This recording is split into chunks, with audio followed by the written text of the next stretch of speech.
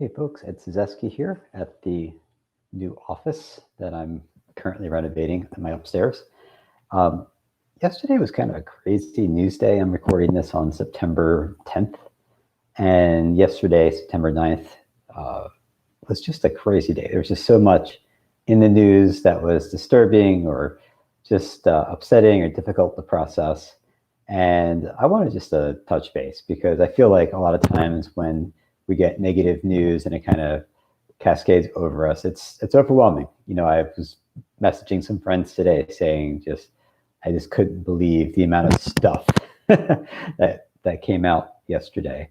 And I think that we can get really overwhelmed, and it can become a downward spiral that can be overwhelming. Especially if we're consuming our news on social media and we keep seeing people reacting to it and keep checking for updates and wanting to learn more. And I kind of got swept up into that yesterday myself. You know, just it seemed like there was always something else and another angle or more information coming out, and it can be really depressing.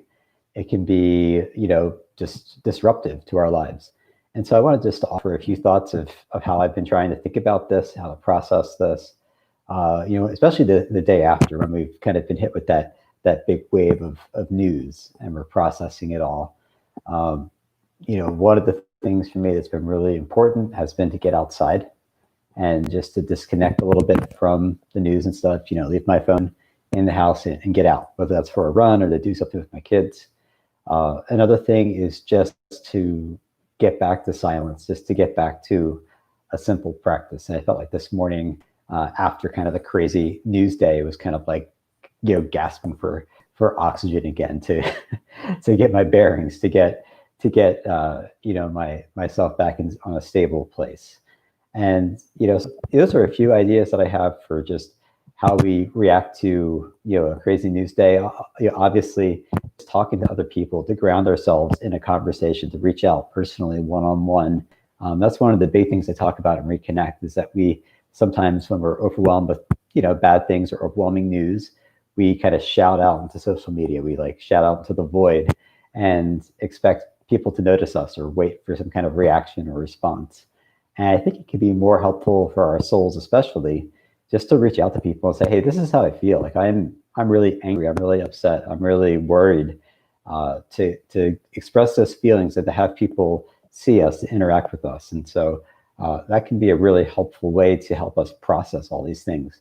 And the hope is, as we reorient ourselves with some silence, a little bit of time outside, and some one-on-one interactions with people, that can kind of help us get to a place of stability, and we can kind of get grounded again into a new place where, the next cycle of news that hits us, we're in a better place. We're ready for it, we're prepared, and that it won't be so disturbing and so disorienting for us. So those are a few things I just wanted to offer up today. I'm